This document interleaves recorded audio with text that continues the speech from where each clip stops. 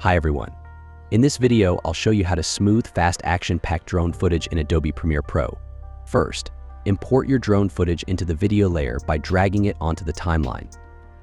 Go to the effects panel and search for the transform effect. Drag and drop the transform effect onto your drone footage on the timeline. In the effects controls panel, uncheck use composition shutter angle and increase the shutter angle to around 180 degrees. This will add a smooth motion blur to your moving drone shots. Then, head to the effects panel, search for Warp Stabilizer, drag it onto your footage, and let it analyze the clip.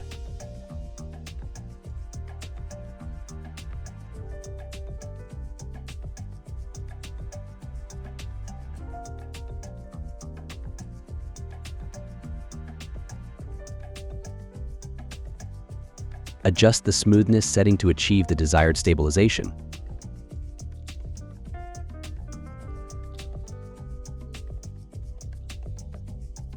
That's how you smooth fast action-packed drone footage in Adobe Premiere Pro.